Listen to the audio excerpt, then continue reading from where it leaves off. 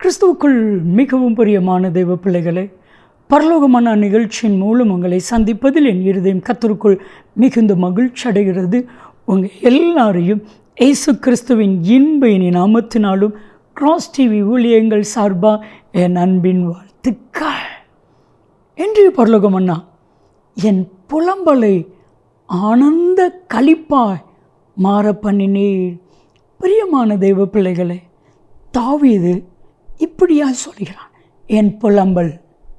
நான் சில காரியங்களை குறித்து புலம்புன அந்த புலம்பலை எல்லாம் கர்த்தர் கேட்டு அதை களிப்பாய் மாற பண்ணினான். சங்கீதம் 30:11. என் அன்பு தெய்வ பிள்ளைகளே, எப்பொழுது புலம்பல் களிப்பாய் மாறும்? இதனுடைய ஆன்சர் அதுக்கு முந்தின வசனத்தில் இருக்குது.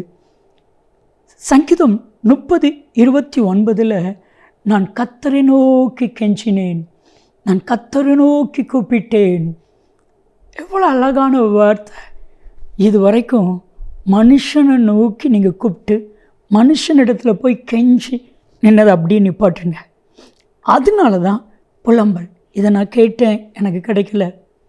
இவர் செய்வேன்னு சொன்னார், ஏமாற்றிட்டாரு. இது நடக்கும்னு எதிர்பார்த்தேன், நடக்கலை. புலம்பல்.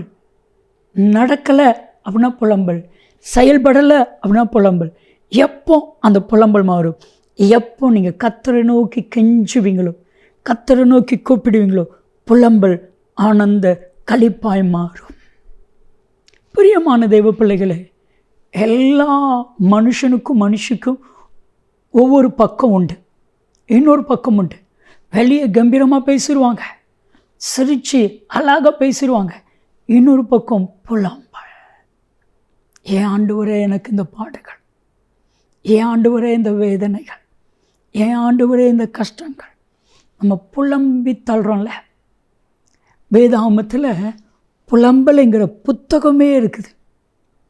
ஏன் நம்ம லைஃப்பை சில நேரத்தில் புலம்ப பண்ணிவிடும் சூழ்நிலைகள். இன்னைக்கு எந்த சூழ்நிலையில் நீங்கள் இருந்தாலும் சரி, புலம்பினாலும் சரி, அதெல்லாம் கர்த்தர் மாற்றுவார். வேதாகமத்தில் அன்னாள்ங்கிற சகோதரி புலம்புகிறாள். காரணம் என்ன? அவளுடைய சகோதரி அவளை மனமடிவாக்குகிறாள். இவள் கற்பத்தின் கனிக்காக எதிர்பார்த்து ஏமாந்து போகிறாள். அவளுடைய புலம்பலை குறித்து வேதம் சொல்லுது.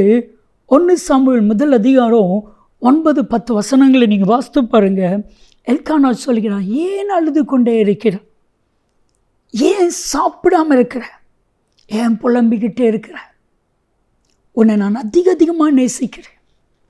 மனுஷனால் இன்னொரு மனுஷனுடைய புலம்பலை சரி பண்ண முடியாது. கரெக்டாக ஆண்டோடைய பாதத்தில் போய் புலம்பினான், ஆண்டோடைய பாதத்தில் போய் கண்ணீர் சிந்தி கதறினான்.